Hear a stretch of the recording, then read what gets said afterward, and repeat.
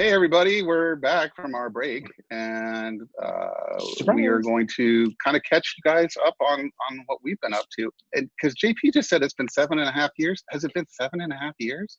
Mhm. I thought it was like 6 years. Maybe. I don't know. Math is I hard. don't know. So It was It's been a while. 2014. so March, six and a half, like- 6 years. March of 2014 was our last podcast. Yeah, it was 2014. Yeah, because I'm going on because I moved here to Florida right after that, and I'm going on. I moved here in 2014. Yeah, Yeah, this is Okay, some crazy 6 years. shit. The way time goes by. I know, right? Yeah. It went by so fast. So I guess I mean, if I'm going to talk about what's been going on, I will say so. It all kind of everything sort of starts about 4.5 years ago, because before that I was basically kind of doing what I had always been doing, and then I met my buddy West, and he and I hit it off and started a really good friendship. And shortly thereafter, West was like, hey, I'm thinking about doing these events in Palm Springs at the CCBC, and I would love to have you Which be my business partner. CCBC is what, for people that don't It's know? the Cathedral City Boys Club, and it is a clothing optional resort in Cathedral City, which is right outside of Palm Springs. It has a very high sexual component that anybody who's been there knows what that means. So, and West and I are both kind of pervy guys who like to be naked and do whatever. So we definitely were like, hey, let's do this and kind of celebrate our interests.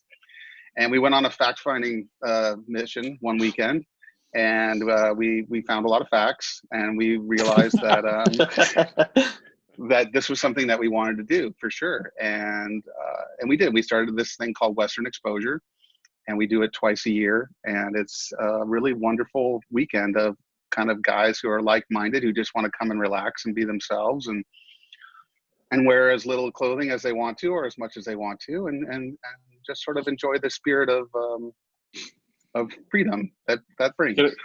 Can I offer my perspective on that? So because JP has been, we have gone every one. And the first couple, we were in town for Palm Springs, and we just kind of showed up for the day. It was a lot of fun. And I think after the second one, we're like, why don't we get a room? Why don't we just get a room here and stay? So that was the first time. And we have been in basically the same room ever since. And for me, it's amazing because I sit outside of my room, and it sort of is like a gathering place, and a ton of people just come up and sit around, and we'll have snacks, and we'll have drinks, and we'll talk and shoot, just whatever. And it's great. It's like 4 relaxing days naked in the sun. It's awesome. And we're big on body positivity and inclusiveness. It's very much a come as you are, be who you are kind of event. And it's very chill and relaxed. Yeah. And I have really good friends in my life who I love spending time with, who I wouldn't necessarily say, hey, you should come to this event, because it's not everybody's thing. But if it is your thing, then it's a really fun thing. And we've got great DJs. We've got 4 different people DJing throughout the weekend, like Carrera and Bulldog and Dickie, Evil JP, all these guys who have helped us. And it's just a blast. And West is like the absolute best business partner I could ever hope for. He's amazing, just so kind-hearted and such a good guy. And now, what times of years are these? Have you? I mean, was one of them spring? Have you had to cancel them, or you can't? That's kind of the bad thing. So it started. We just did it in April and October, and then the business was so happy with what we were doing for them that they asked us to do after parties during IBC, which is another bear event in Palm Springs, and that's in February. So we started doing those, and those were highly successful. And then they said, hey, why don't you just reboot our monthly bear weekend, which is called Bears on the Prowl. And so we started doing monthly events. So now, when there isn't a pandemic going on, we have an event every month in Palm Springs. Other than, we just decided to stop doing December because nobody goes in December. It's just too darn cold. There's too many other things going on. But we also do a major event in July called Dad Fest, which is kind of like, which is a celebration of dads, and it's very much backyard barbecue, Americana, a country fair kind of thing, but with penises. So yeah. As you do. Keep your wieners away from the grill, Yeah. right? Is that what it is? And so I have to say, doing these events, it's that whole thing when people talk about getting paid to do something they love and that they're passionate about. I'm not saying I don't love my job at the bar and that I'm not passionate about that, but I've been doing that for, over 20 years. And doing these events, it's those moments where you're like, wow, I can't believe that I get to do this and be a part of this. And then it actually helps pay my bills too. It's like amazing. So I just consider myself extremely lucky and blessed to be able to do these events. And I bring that up first because a little over 4 years ago, at our second one in April, I think it was, there was this cute guy that walked into the room where Wes and I were working on some event stuff. And he was coming into the room because he was a friend of Wes, and he decided to help us separate glow sticks for this thing we were doing that night. And I was like, this kid is adorable. Oh my God, I cannot take my eyes off of him. And we were just all being silly together and doing glow sticks and, and all that kind of jazz. And Wes, being Wes, had been working like all day nonstop, and he literally fell asleep, like just fell asleep on the couch. And Joey and I kind of looked at each other, and I said, you want to go back in my room and kind of fool around a little bit? And he was like, sure. And 4 years later, we've been together ever since, more or less. We kind of long distance dated for about 3 years, 2.5 years, and then he moved down here with me. Where was he living? He was living in Chino, which is outside of Los Angeles. Yeah. And it's funny because I told you guys that I watched our 100th episode drunk cast like about a week ago, Right. which was really awkward. I'm just like, wow. Did you watch it with him? No, I don't want him to ever watch any of that. No. It's too embarrassing. And I feel like the person I am now has grown a lot from the person I was, especially like I said, it was difficult watching it, but it was also, kind of illuminating and it's interesting as well, because it had been so long that I really had no idea what we were going to talk about, because I hadn't watched it since we'd done it. And the interesting part was me talking about how I didn't feel that relationships between people with lots of years between them was possible, or that it would work out. And Joey's 27. So what's for dinner tonight? Crow? Delicious. Yeah, there's a lot of crow eating in that episode. Yeah, Joey's 27 and I'm 46 now, and it works. We're having a good time, and he's just a really sweet, amazing guy, and it's amazing. Kind of like I feel like I wear a lot of different hats in our relationship. There he is. Where is he? Where? In the corner. Oh, shut up. Oh, there he is. No way. I'm saying good things about you. Well, wait, come over real quick and say hi. So this is Joey. Isn't he cute? Hey, Joey. Yes. He can't hear us.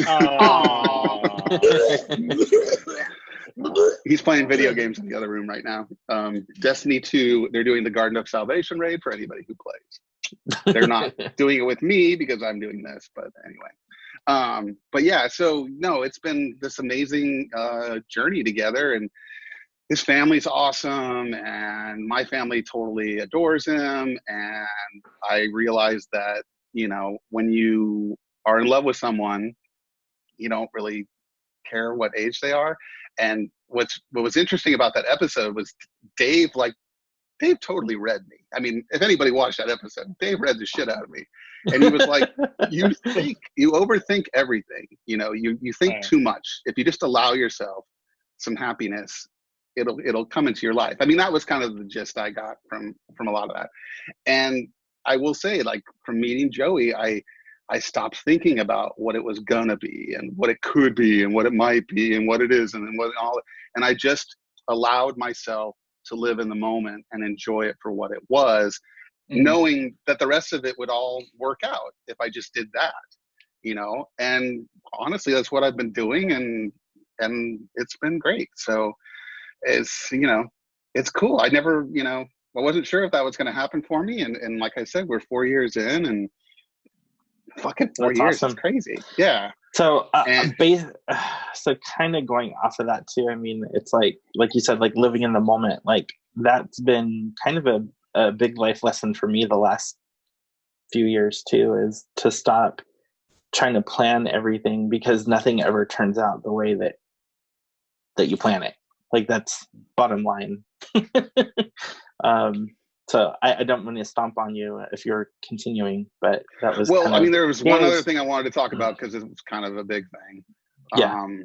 And Joey was such a huge part of kind of getting through a lot of that. Is about a little over 3 years ago, I started feeling awful. Like I felt super depressed, like more depressed I've ever felt in my life, to the point where I was actually like, I would say I was suicidal, which it's crazy. And I went to my doctor and I told him about this, and we had a long discussion. He said, well, let's do some blood work. And here, and we probably talked for about an hour and a half, which is one of the reasons I love my doctor, my primary care physician, because they'll talk to me for an hour and a half.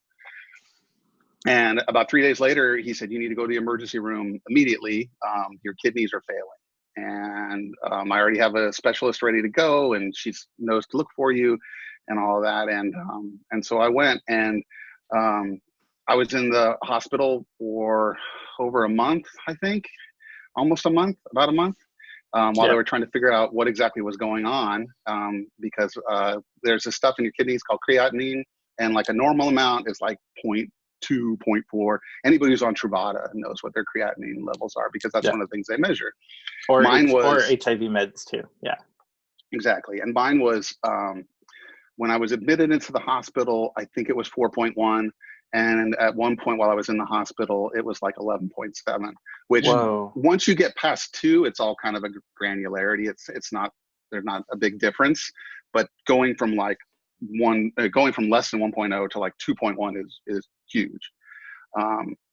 And so they were just trying to figure out what was causing it. And, we thought maybe it was medication, because I was on Truvada at the time, but I was also using like ibuprofen and Aleve and a lot of other things that are hard on your kidneys, because I had a lot of back pain and stuff from working.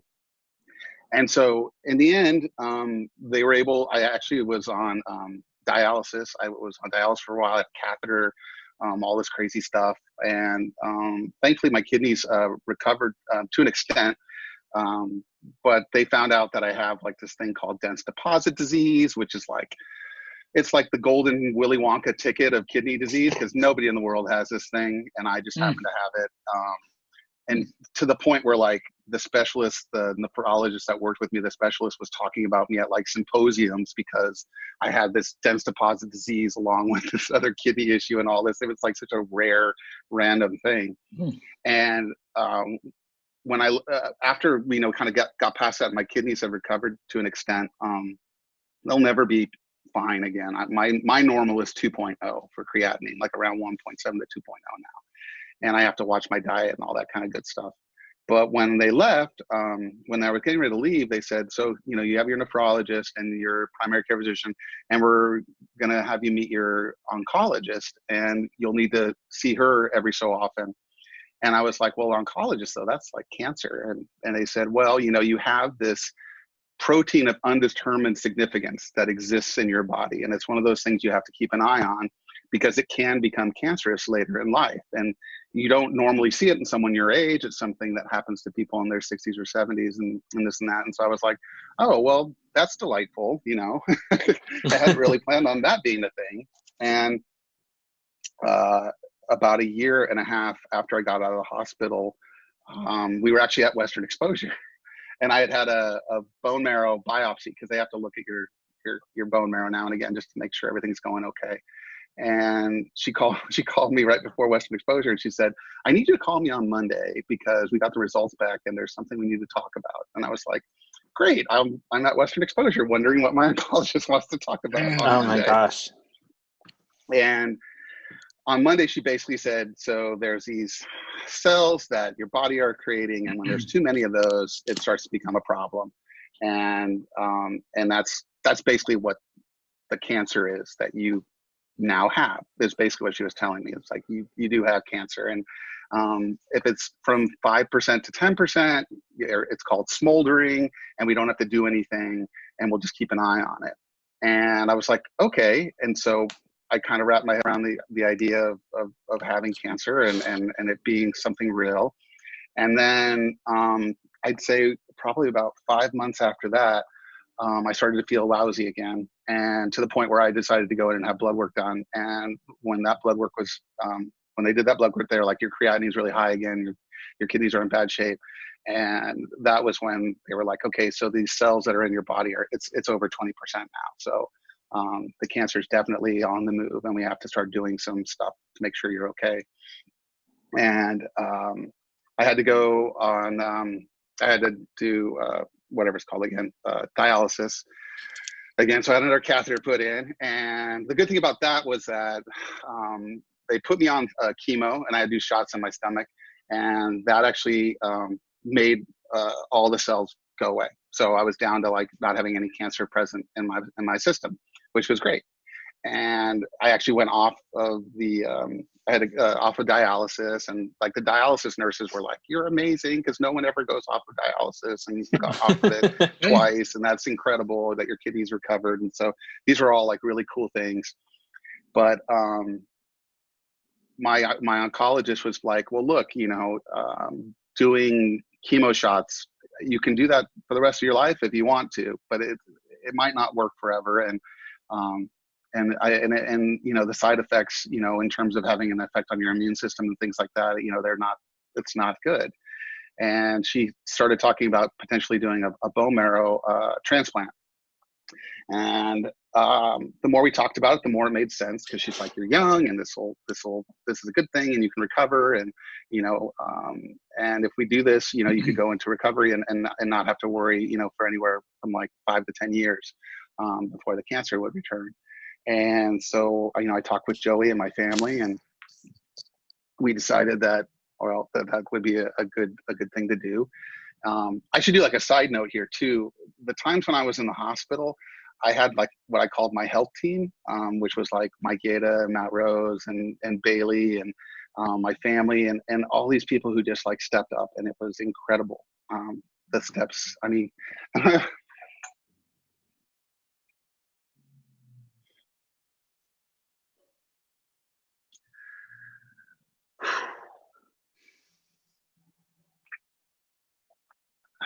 when I think about all the things that they did. Mm-hmm.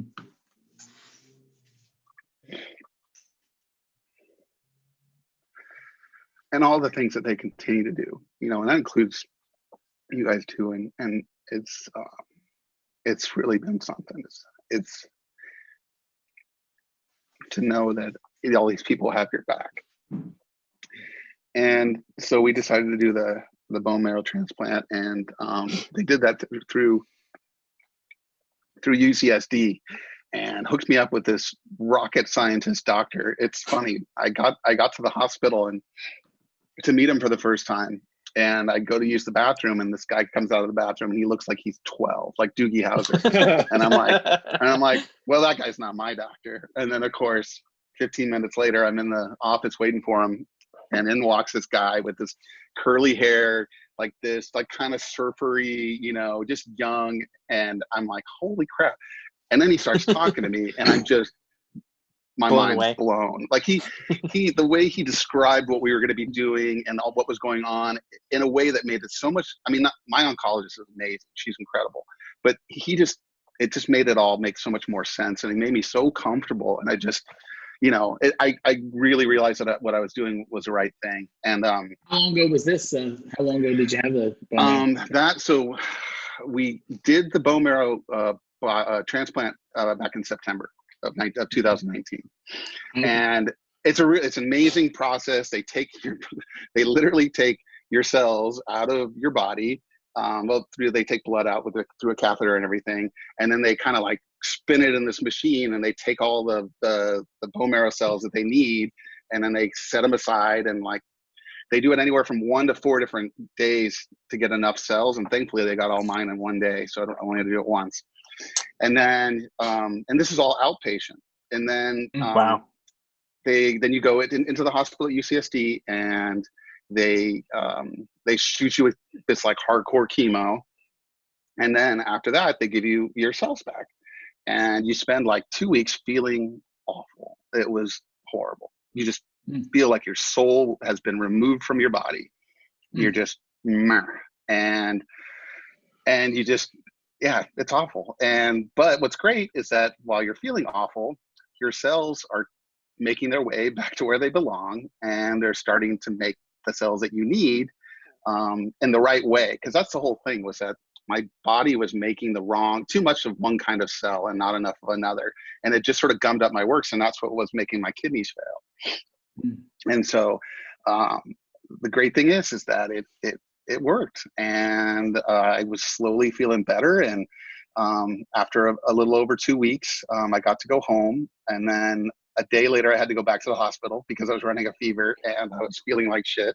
And they were like, yeah, we let you out a little bit too early. And anybody who has ever been a part of this equation knows that I do not do well in hospitals.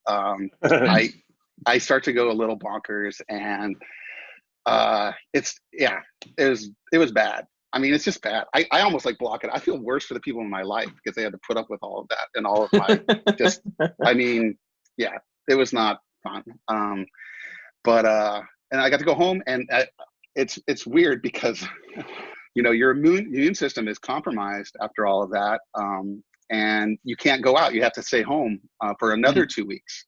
And then someone has to be with you at all times to make sure you're not running a fever or getting an infection or anything like that.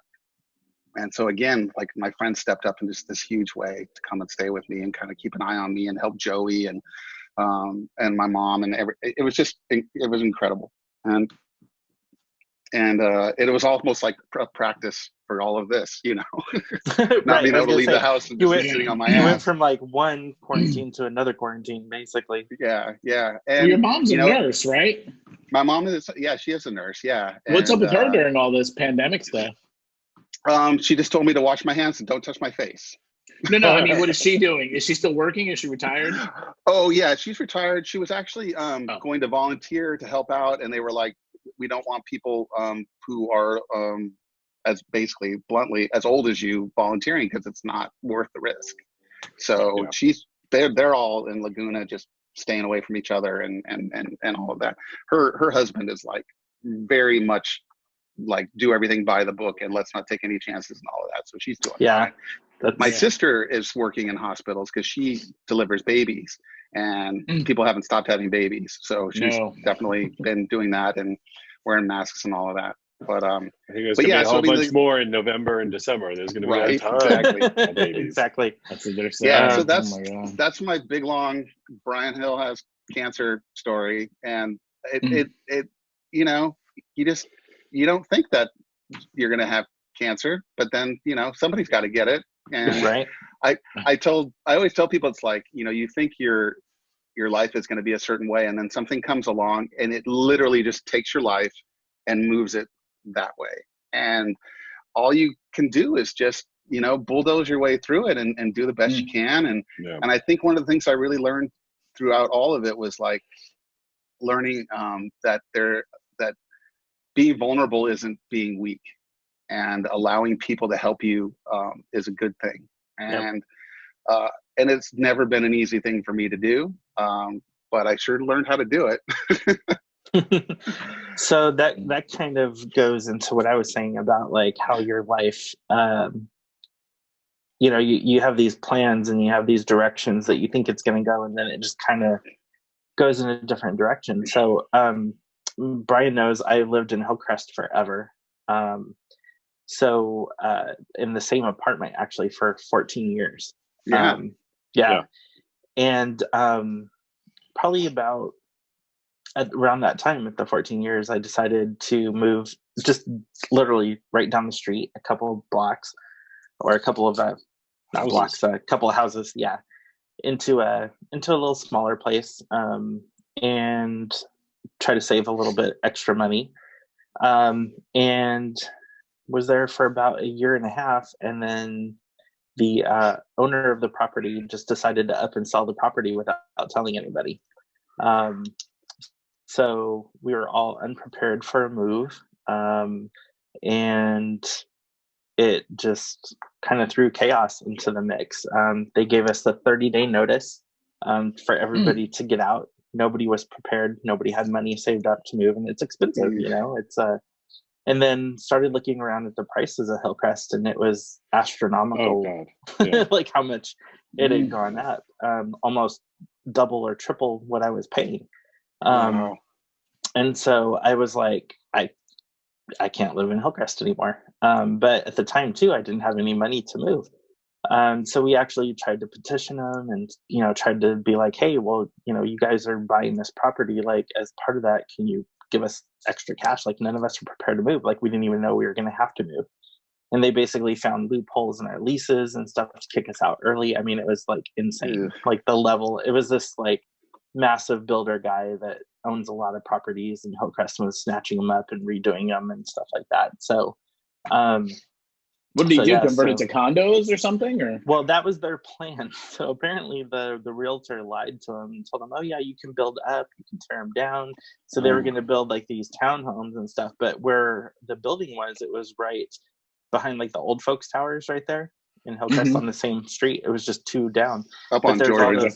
Yeah, but because of the flight path and everything, they only allow you to build so high up. plus all the power lines and stuff were still outer power lines. Well, it doesn't help you, but at least it's a little like, right. Good. So literally they were going to tear them down and build like these like 8 row homes or something in that property, because it was a big chunk of property. They ended up not being allowed to do that. So they literally just slapped some paint on it and did some landscaping and rented it out for about 3 times what we were paying for. Sounds about right. They got it? Yeah. What was that? Oh. And they got it? The price? Oh, yeah. Instantly. Oh, boy. Like that. Like, yeah. And so during that period, we were actually kind of homeless. And so one of our friends actually stepped up and let us move in with him for a while to save up some cash. Found a place out in East County, which is where I live now, in a 2-bedroom house with a pretty big yard, for just a couple $100 more than what I was paying in Hillcrest. So that's pretty awesome. But the day I got the news, I went to lunch. I got the call from the landlord, and said, we got it, we're approved and everything. Got back from lunch and they laid us off. So it was literally like this, like high and then a low. And it all worked out. I have a new job in the medical field, and love it. It's kind of a crappy commute. I go all the way from East County up to Torrey Pines every day. Wow. Yeah. So it's a huge commute. Like 45 minutes or an hour? Both. So in the morning, it takes about 35 to 45 minutes to get there. And then I get off at 3, which is like the just starting rush hour. So depending on what happens and how people are driving that day, it takes me about an hour to 2 hours to get home. So yeah. At least you can work from home now. So yeah, exactly. Which is why I'm loving it, because I'm saving money and gas and I'm not having to deal with traffic, which is awesome. Well, hopefully they realize that they're saving money by not like having the lights on at the office, and maybe that's what there you are were saying still earlier, people right? there. Well, there are still people there. No, that was my old job. So the old where I used to work, they closed it. But I work in a laboratory, so the lab techs are still there, but those of us who are not lab techs can work from home right now. So cool. So yeah. And let's see what else. Jason and I are still together. It's been almost 9 years now, which is crazy. 9 years. 9 years next month. And then how long have you guys been married? Because well, we've been engaged. We still have not gotten actually married, but yeah, we just call each other our husband because we've been common law. I guess we would be, but and then let's see. I got a puppy finally. After years and years, you guys saw him earlier, and I mean things are going. Yeah, he's a little Frenchie. He's super cute. His name's Obi, is in Obi-Wan Kenobi. And trying to think of what else, right? So health-wise, I too am older now. I am 43, which is crazy to me. I don't feel it, but some days I do. But I also true. But I also have had a couple rounds with some masses that have had to been removed and tested. Thankfully, they have both come back negative for cancer. but I have been through 2 surgeries, which are the only surgeries that I've had in my life. And they both have to do with rectal cancer. So they had one removed, and then tested it. It came back fine. And then they said, have to come back every 6 months for checkups for the next 3 years. If it doesn't come back, then it's cool. Well, right at my 3-year anniversary, it came back. So I actually just had surgery a couple months ago to remove a big mass, but it came back negative as well. So, so it's interesting. Like you said, you never think that you're going to have to deal with that. And then all of a sudden it springs up. But my friends have been awesome, and, have helped out. And, so it's basically the last 7 years in a nutshell. I'm a homebody. I don't really go out and do much between driving from work and everything. I just come home and chill. Well, we all are now. Yeah, exactly. Yeah, we now. all are. Doesn't it make you happy for science, that you have like this medical team that is looking after you, and that you were going regularly, so you were on top of these things? Yeah. And I mean, well, I mean that, and honestly, kind of the benefit of that was me being positive. Like a while back was that, I constantly go to the doctor and I get blood work and checkups and everything, so they can see stuff right away, which is crazy. Sure. And then I get full body exams once a year, and so that was how they found it, which was just crazy. That's how I felt with the whole with the having kidney issues. Is if I hadn't had those kidney issues, they never would have even known that potential for cancer was there, and who knows how that would have gone. It's just exactly thankful for the crazy shit that comes along. Exactly. And medical is advancing like crazy. Like it's insane, like how stuff is now, and like how they can cure things that they couldn't cure, just a couple of years ago. So I'm thankful. Yeah. That's what they keep saying to me. They're like, hey, by the time it comes back, there's going to be some new way to get rid of it. So don't sweat it. Exactly. It's true. Encouraging. Exactly. So what about you, Dave? What have you been up to? Yeah, Uncle Dave. Me? Tell us South Florida. Oh, should I tell a medical story? No. I do have one, actually. What Actually, did you have? bad one. Well, other than everything else, which I'll talk about also, you heard these medical stories and like crazy things happening. I had a weird stroke of luck last year. Well, not I should say stroke of luck because it was a bad situation. About 4 or 5 years ago, I had turned 50. No, 3 years ago, I turned 50, and I went to do like the whole thing. When you turn 50, you're supposed to get a colonoscopy and this. And I did a stress test to check your heart, and everything was great. When I went to get the colonoscopy, the doctor said to me, I thought that this turned into a medical show. It's just an example of how old it's the reality of being over 40. You know what I mean? Let's compare let's talk about the weather and compare prescriptions. No. So, it was 3 years ago. I was 50 years old, and I had my thing, and the doctor said to me, he goes, everything looks fine with the colonoscopy. He goes, but you have a cyst on your butt, like right on the inside of my butt cheek. And he goes, you should probably have that looked at. And I said, that lump has been there for a while. It's been there for, I don't know. That's my signature lump. I don't want to get rid of that. 3 or 4 years. I know. It's like it's there for your pleasure, right? Right. How will my iPhone's ass scanner recognize me? No. But it was just something I never had done. It never really bothered me, and never did anything. He goes, yeah. He says, yeah, it's pretty significant. And I'm like, I said, is it really that big? I said, I felt it there before. You can feel it there. And he goes, yeah, it's about the size of a golf ball. And I said, oh, well, that seems big, but okay. That's big. Never bothered me, never had a problem. But it was under the skin. It wasn't like it's sticking on the outside of the skin. In fact, if you looked at it from the outside, you probably couldn't have seen anything. Maybe a small lump. Do you have before and after pictures? Lumpy? No. I gave birth to Lumpy back in September. So anyway, but speaking of Lumpy, so what happened, so blah, blah, blah. So that was January 3 years ago. Well, fast forward to September of last year.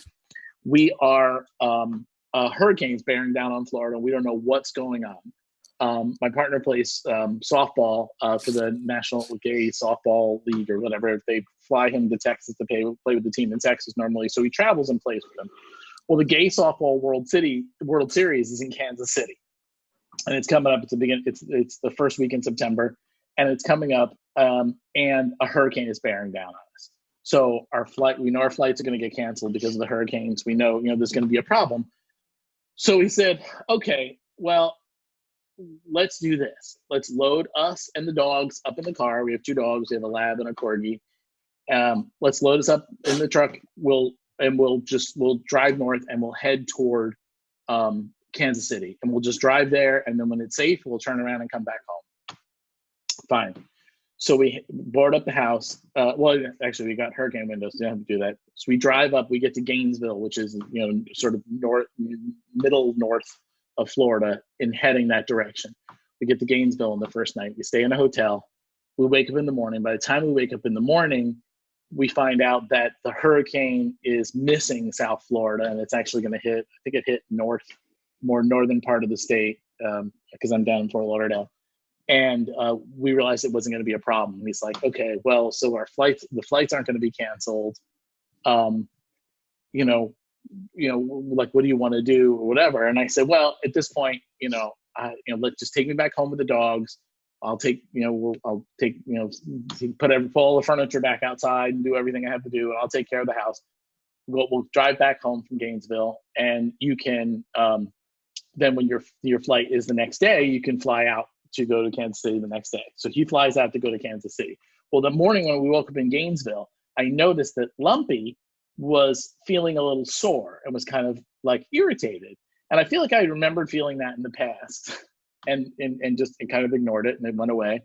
But it was really kind of irritating. So he flies out, he leaves. I guess this is a Saturday. He flies out, he leaves for Kansas City. And it's really getting sore. And then I'm starting to not feel well. I'm starting to feel like I have the flu. Oh, geez. Did it pop? No, it didn't. But by Sunday, I'm really, really sick. I have flu-like symptoms. I have a headache. I have a fever. I feel absolutely miserable. I have no energy.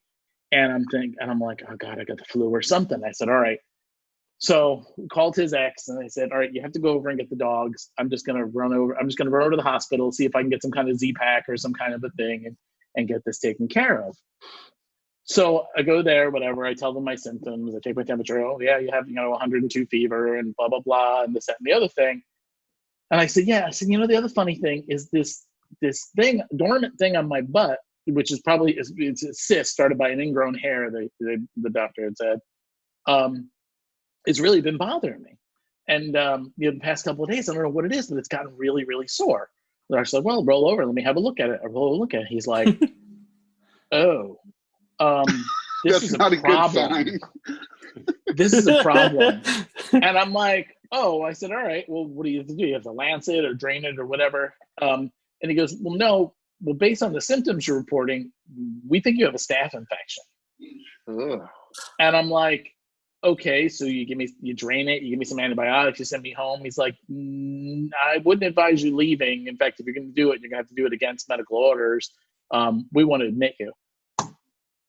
And I'm like, oh my God, I got to get home with the dog. Like all of our furniture is still, our outdoor furniture, patio furniture is still in the pool and all this other stuff. And I'm like, I can't do this. I've got like stuff to do. I've got, I have responsibilities. I have pets. I have, whatever. And I talked to Damien on the phone, and he's like, well, listen, if you think she should admit it, it must be pretty serious. And then the doctor turns around and says, listen, you've got a serious staph infection. And if we don't do something and pump you full of antibiotics, he goes, if we send you home, it's a staph infection. You'll die. And I'm like, whoa. I'm like, well, okay, then I guess I'm staying. So we made arrangements and everything got taken care of. But I ended up spending 4 nights in the hospital, which was a fucking nightmare because while they pumped me full of antibiotics, they did the procedure in the hospital bed. Didn't have to go into surgery or anything like that. They just sliced it open, drained it. I'll spare you the disgusting details because it was disgusting for a few weeks because they had to come every day. Yes, please. They had to come every day and shove packing inside this gaping 2-inch part of my body, and it was anyway. It took a month to get past the whole thing. I had 4 weeks of nurse coming to the house every day, twice a day, and what was I going to say though? But it was, but that was like pretty scary too. I mean, that was like, and the worst part about it is it was like I was home alone. And this is like the second time this has happened because I've had kidney stones in the past few years too. And he was away on a retreat when I had one, and I ended up driving myself to the hospital and all this other stuff. And then, I mean, he's like, "Why are you always getting sick when I'm not home? Like, why is stuff always happening?" And it's just like, and it's the worst. It's the worst. Yeah, time he's not allowed to leave now. Right. He's not allowed to leave. Well, now he's not. Sick, No, he's clearly not. He's he's supposed to be away on a retreat right now, and it's just that happened to when Joey was out of town when my kidneys failed the first time. And then he went out of town and got kidney stones when he was out of town.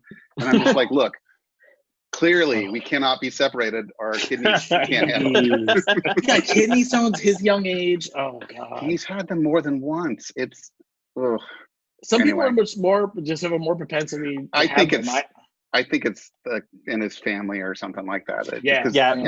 I had a neighbor. She was in her 20s, and she got him constantly, like to where they had to actually do like the ultrasound stuff and break them up. Yep. For her to pass them. Yeah, because hers was that bad. Well, I'm glad Lumpy didn't take you out, Dave. Huh? Yeah. I'm glad Lumpy didn't take you out. I mean, it was just terrifying because as soon as they said it's a staph infection, I mean, actually, my mother died of a staph infection. She got in the hospital. So as soon as they said staph infection, I'm like, okay, I understand the seriousness of this and whatever. But it was just miserable. But anyway, the horrible story is, and I have a recording of it somewhere. But so the second night I'm in there, they put a guy in my room who's from New Jersey in the other side of the room. The first guy in the room, he went out for surgery and then went to recovery somewhere and didn't come back. They put another guy in there, and all the good thing guy did was cry and talk on the phone all night. He's in the bathroom crying because he can hear his phone ringing or whatever, and like keeping me up. So then, I thought it was every day, I didn't know when I was going home. So it was like, okay, well, the doctors will come see you, and then it's like in the hospital, it's like, oh, well, the doctors will be here by 9 a.m. or whatever, and then they show up at like 1. And they don't show up till 2. I mean, it's just like, come on, and so it was just a nightmare. And the people at the hospital were so great. The nurse comes to me and she goes, the second night with this guy, and I'm like, something's got to give. I got to sleep. And I'm like, I wasn't going to complain because I'm like, I'm powering through this. Maybe I'm going home today, whatever. I ended up being in the hospital one more night. So the head of nursing had heard him from the hallway. She comes in and goes, listen, you're going to have to be here one more night, according to the infectious disease doctor, whatever he is. So we're gonna put you in a room by yourself. And I said, okay, that's great. That's fine. I appreciate that or whatever. She goes, I know you could use a good night's rest and you're going to be here at least one more night. So they moved me to a suite at the other end of the hall. It has a fireplace. It has 2 televisions and a couch, a fireplace. It's the most amazing like room I'd ever seen. Has its like huge private bathroom with this huge shower, 2 television sets, a couch. It was like crazy, this room. And I said, what is this room? Like, who gets this room? And she's like, well, like trustees of the hospital, their friends, you know what I mean? And stuff like that. Wow. It's like a first thing. She goes, it's, and she's like, I've been a nurse here for 2 years and I've only seen it used twice. So like nobody ever really even uses this room. Oh, wow. So anyway, it worked out fine. But anyway, all right, enough medical stuff. But anyway, otherwise, shortly after we ended, I guess when did we end? Was it April of 2014? Or March of 2014. March of 2014. In May, I moved here to Florida to be with my partner, who I'd been with for roughly a year at the time, and we bought a house together here. And and it was in the gay neighborhood in Milton Manors, which is nice. It was 50-50, and then just this past December, we upgraded, moved a little closer to the beach, and to another neighborhood, which is it isn't quite as 50-50. We've got some gay people here and there. There's a lesbian behind us who has some very noisy birds. There's like gay. That doesn't sound like Florida at all. Well, no, but it's so weird. Like I'm laying with the thing by the pool, and I hear this beep, and I'm like, it's beeping noise. I was like, it's something of ours beeping, and I'm going nuts trying to figure out what it is, and I'm like, what the fuck is that beep? and it's happening again, and it's happening like every like 2 minutes or something. And I'm like, it's none of the devices outside. It's not the alarm thing inside the house. It's none of the appliances or anything. I'm like, what the fuck is beeping? It's driving me crazy. And I finally realized it's one of her birds replicating a beep sound. Oh, God. Sure Maybe it enough, was your biological clock ticking. right, exactly. No. So sure enough, we're sitting out there like a week later, or on the weekend, we're like hanging out by the pool, whatever. And he's like, "What's that beeping?" And I'm just like, "Nothing to Mars. It's the bird." But yeah, we like our neighbors. We like our neighborhood. We went to a beautiful neighborhood. The house is a little bit bigger. We have a garage and stuff like that. But so that's that's neither here nor there. I've done a lot of traveling. We've taken 2 Mediterranean cruises. We've been to Alaska. We've been to Hawaii.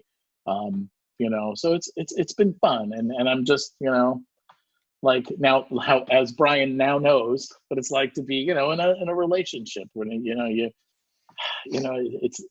not just you, you know what I mean, anymore. It's and it's great. I mean, I love him more and more every day. He takes good care of me, and he holds my hand in his sleep, which is weird. But, it's really strange sometimes, but it's just like I was like, all right, I'm gonna roll over, let go of me. But yeah, I call Joey my golden retriever sometimes because he'll just like he just wants to come and like be touching. Yeah, it's so cute. Yeah, it's nice. I mean, it's nice to have someone around when you need a hug, and sometimes you really need a hug, especially with all this shit going on. And it's just it's funny, but but like I said, life is pretty good. I'm pretty happy. I'm working in a job that I like with a great boss, a really intelligent boss that I get along well with, and stuff like that. And we're doing good. We're doing really good. So awesome. We got our dog. We got our dogs and everything, and chaos, and it's just and I should say this. So we've been together. It was 7 years in February, and 7 years from the day we met in February.